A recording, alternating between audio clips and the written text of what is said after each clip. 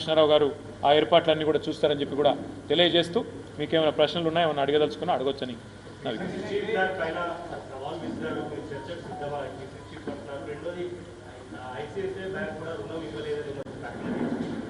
జరిగింది బ్రదర్. ఏంటంటే PCC chief గారే ఒప్పుకున్నారు. ఏమని? మేము కుదబెట్టినాం, తాకట్టు పెట్టినాం, 10,000 రుణం తెచ్చినామని. ఇంకో దిక్కు 10,000 కోట్ల రుణం తెచ్చినామని ఆయనే చెప్తా ఉన్నాడు.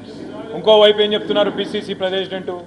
ఆ 10,000 కోట్లు మేము మన రైతు బంధుకి ఇచ్చినాం, అట్లే ఇంకా వేరే కార్యక్రమాలకు ఇచ్చినామని చెప్పి చెప్తా ఉన్నారు. అదేవిధంగా బీకన్ అనే ఒక ప్రైవేట్ సంస్థకు కుదబెట్టినామని చెప్పి డాక్యుమెంట్ కూడా టీజీఐఎస్సీ వాళ్ళు సంతకం పెట్టింది కూడా నేను నిన్న విడుదల చేసిన. ఇవన్నీ అవాస్తవాలు అని వారి దగ్గర ఏమైనా ఆధారం ఉంటే చెప్పండి. నేను ఆయన చెప్పిన దానిలో అయితే ఏం లేదు. నేను చెప్పింది మళ్ళీ చెప్పిండు, వేరే భాషలో చెప్పిండు. ఇప్పుడు కూడా నేను ఏమంటున్నా అంటే వీరు చేసింది తప్పు, అందుకే సుప్రీంకోర్టు చీఫ్ సెక్రటరీని జైల్లో పెడతా అనే మాట మాట్లాడింది. మీరు చేసిన తప్పు నొప్పుకోండి. ఇకనైనా ఆ 400 ఎకరాల విషయంలో ఆ విద్యార్థుల పోరాటం ఏదైతే ఉందో, సెంట్రల్ యూనివర్సిటీ విద్యార్థుల పోరాటం, ఆ ప్రజాస్వామిక పోరాటాన్ని గౌరవించి ఆ నిర్ణయాన్ని వెనక్కి తీసుకోండి. లేకపోతే మాత్రం నేను పక్కా చెప్తున్నా, మీరు గిన్న ఆ భూమిని అమ్మే ప్రయత్నం చేస్తే ఎవరన్నా ఒక ఇంచు కొన్నా మేము 3 ఏళ్ల ముంగటనే చెప్తున్నాం, మళ్ళా 2028-29లో వచ్చేది ఖచ్చితంగా కేసీఆర్ ప్రభుత్వం. ఆ ఒక్క ఇంచు భూమి ఎవరు కొన్నా ముమ్మాటికి దాన్ని రద్దు చేస్తాం. అక్కడ ఎట్లాంటి పర్మిషన్లు కూడా ఇవ్వకుండా ఈరోజు ఎట్లా అయితే అదొక లంగ్ స్పేస్ లాగా హైదరాబాద్కు ఉన్నదో దాన్ని అట్లే కాపాడుతాం. ఒక అంతర్జాతీయ ప్రమాణాలతో ఈకో పార్క్ నిర్మాణం చేస్తాం తప్ప, గ్రీన్ జోన్గానే ఉంచుతాం తప్ప ఒక ఇంచు కూడా ఎవరు కొన్నా ఈ స్కామ్లో ఎవరు భాగస్వాములైనా వాళ్ళకు కూడా తప్పకుండా నష్టం వస్తుంది. ఆలోచించుకోవాలని చెప్పి నేను బిల్డర్లు ఇంకా రేవంత్ రెడ్డి తొత్తులు ఎవరైతే ఆ భూమిని వేసుకపోదాం అనుకుంటున్నారో వాళ్ళందరికీ కూడా చెప్తాం. రేవంత్ రెడ్డి ప్రభుత్వంలో ఏది ఒరిజినలో ఏది ఫేకో ఏం చెప్పలేము. ఎందుకంటే ఆయననే పెద్ద ఫేక్. ఎందుకంటే అప్పుడే మోడీ మంచోడు అంటాడు, అప్పుడే కాదంటాడు, అప్పుడే ఒకటి చెప్తాడు, బయట నన్ను నమ్మతలేడు, పైసా ఉడతలేదని బయట చెప్తాడు. నేను ఇదివరకు అసెంబ్లీలో కూడా చెప్పిన బ్రదర్, ఈ ముఖ్యమంత్రిలో కాంగ్రెస్ పార్టీలో ఒక అపరిస్థితులు ఉన్నాడు. మరి రాము కరెక్టా రెమో కరెక్టా మాకు కూడా అర్థమవుతలేదు. బయట అప్పు ఉడతలేదు అంటాడు, లోపలికి వచ్చి అప్పు చేసినా అంటాడు. బయటనేమో అది గవర్నమెంట్ భూమి అంటాడు, ఇక్కడికి వచ్చేమో ఇంకోటి చెప్తాడు. బయటనేమో అక్కడ ఆ జింకలు లేవు, ఏం లేవు, గుంట నక్కలు ఉన్నాయంటాడు. మరి అక్కడనేమో జింకలు చచ్చిపోయిన శవాలు ఒక్కొక్కటి బయటకు వస్తున్నాయి. కాబట్టి మీరందరూ పరిశోధనాత్మక జర్నలిజం చదువుకున్న జర్నలిస్టులు, మా జర్నలిస్ట్ మిత్రులతో కూడా నా విజ్ఞప్తి, నేను చెప్పేది ఆయన చెప్పేది కాదు, మీరు పరిశోధించి నేను చెప్పేది కరెక్టా ఆయన చెప్పేది కరెక్టా ప్రజలకు చెప్పాలని మీ అందరికీ కూడా హృదయపూర్వకంగా నా విజ్ఞప్తి.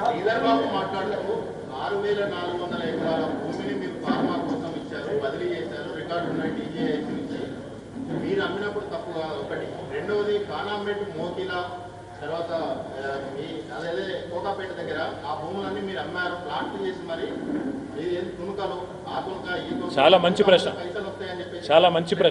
అర్థమైంది ప్రశ్న, చాలా మంచి ప్రశ్న మీరు అడిగింది. తొందరపడదు, చాలా మంచి ప్రశ్న.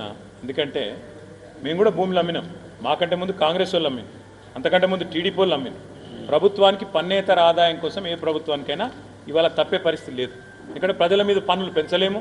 మరి పన్నేతర ఆదాయం కావాలి, రాష్ట్రం సంపద పెరగాలి, ప్రజలకు పంచాలి. మేమేం చేసినాం బ్రదర్, నువ్వు చెప్పిన అన్ని కరెక్ట్. ఏది ఈడమ్మినరు ఆడమ్మినరు 4 పేర్లు చెప్పినావు కదా, అక్కడ కరెక్టే మేము అమ్మినాం. కానీ ఎవరు అమ్మినరు దాన్ని? రాష్ట్ర ప్రభుత్వ సంస్థ అయిన హెచ్ఎండిఏ అమ్మింది, టీఎస్ఐఎస్సి అమ్మింది. మేము మధ్యలో ఉన్న బ్రోకర్ తెచ్చి 170 కోట్ల కమిషన్ ఇచ్చి వాడి చేతుల్లో భూమిని తాకట్టు పెట్టిన పరిస్థితి మేము చేయలేదు కదా. మేము అమ్మింది ప్రభుత్వ సంస్థ టీఎస్ఐఎస్సి, ప్రభుత్వ సంస్థ హెచ్ఎండిఏ. అంతేగాని మధ్యలో ఉన్న బ్రోకర్ని తెచ్చి. నేను అడుగుతున్నా బ్రదర్, మీరు ఆలోచన చేయండి. 10,000 కోట్ల రుణానికి 170 కోట్ల కమిషన్ ఇస్తారా ఎవడన్నా ప్రపంచంలో బ్రోకర్కు? అంటే 1.7%, బ్రోకరేజ్ 1.7%. నేను ఇంకొకటి అడుగుతున్నా, ఇప్పుడు భూమి మీద అనుకోండి, ఉదాహరణ మీదే భూమి అనుకోండి. మీదే భూమి అయితే భాస్కర్ గారు, మీరు దొంగసాటున అర్ధరాత్రి జేసీబీలు పెట్టుకొచ్చి సాఫ్ చేసే ప్రయత్నం చేస్తారా? నెంబర్ 1. పోనీ మీదే భూమి అనుకో, సీదా అమ్ముకోవచ్చు కదా ఆవిడ నాపిండా నీ భూమి అయితే. మరి దాన్ని మళ్ళీ తాకట్టు పెట్టే కర్మ ఎందుకు వచ్చింది? ఇదంతా ఎందుకు జరిగింది అంటే వీళ్ళకు పూర్తిగా తెలుసు ఆ భూమి అటవీ భూమిగా గుర్తించబడుతుందని తెలుసు. కానీ ఆ భూమి మీద పైసలు ఎట్లన్నా తీసుకురావాలి, ఆ భూమిని ఎట్లన్నా లిటిగేషన్లు ఇరికియాలని చెప్పి ఒక బ్రోకర్, బాంబే బ్రోకర్ను ఒక బీజేపీ ఎంపీ తీసుకొస్తే ఆ బీజేపీ ఎంపీ ఈ ముఖ్యమంత్రి ఇద్దరు కలిసి మరి ఆ భూమి కోసం 170 కోట్ల లంచం కమిషన్ రూపంలో ఆ బ్రోకర్కి ఇచ్చి 10,000 కోట్లు తెచ్చుకున్నారు. భూమిని తాకట్టు పెట్టింది బీకన్ అనే సంస్థకు, అకౌంట్ చేసింది ఐసిఐసిఐ బ్యాంకులా. నేనేమంటున్నా అంటే మేము భూములు అమ్మినామంటే మేము అమ్మింది టీఎస్ఐఎస్సి ద్వారా, మాకు బ్రోకర్లను పెట్టలే, ఎవరికి కమిషన్ ఇయ్యలే, ప్రజల పైసలు. తప్పు ఎంపీ గారు ఎవరో నేను చెప్తా, ఎప్పుడు చెప్తా అంటే ఆ ఎంపీకి కొంత సాయం చేస్తాను రేవంత్ రెడ్డి చెప్పిండు. ఇలా ఫ్యూచర్ సిటీలనో ఆడనోయిడనో ఆ ఎంపీకి కొంత సాయం జరుగుతోంది. అది జరిగినాక కాగితంతో సహా బయటకు వచ్చి ఈ ఎంపీ, ఈయన బ్రోకరు, ఈ బ్రోకరేజు, ఈ ముఖ్యమంత్రి, ఈయన వీళ్ళ పాత దందాలు అన్నీ బయట పెడతా. మీరు జర్ర ఓపికగా ఉండండి.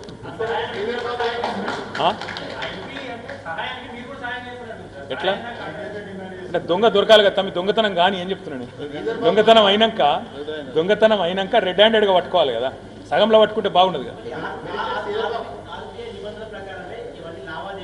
మరి అట్లాంటప్పుడు ఎంక్వైరీకి భయం ఎందుకు? ఆర్బీఐ ఎంక్వైరీ కదా నేను అడిగేది కూడా. ఆర్బీఐ నిబంధనల ప్రకారం అన్నీ చేస్తే నేను అడుగుతున్నా, మీరు చెప్పండి నాకు ఒక్కటే మాట. స్థలం నీదైతే డైరెక్ట్గా అమ్మొచ్చు కదా, తాకట్టు ఎందుకు పెట్టినావు? మళ్ళీ అటంక వేలం ఎందుకు అంటున్నావు? మరి అసెంబ్లీలో ఒకటి చెప్తావు, బయట ఒకటి చెప్తావు.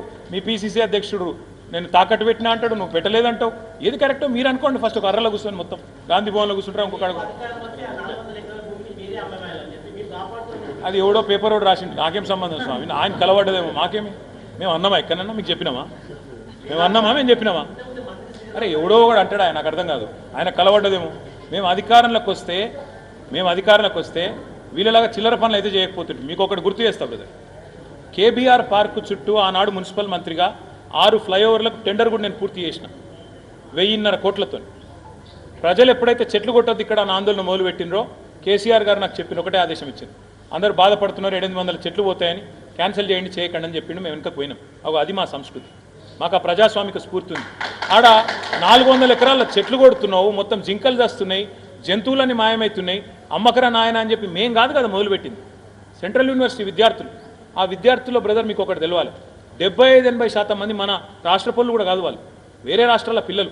చదువు పూర్తి చేసినాక ఇక్కడికి వెళ్ళిపోతారు, వాళ్ళు ఈడ ఉండని కూడా ఉండరు. వాళ్ళకున్న సోయి మనకు ఉండొద్దా? మన ప్రభుత్వానికి ఉండొద్దా?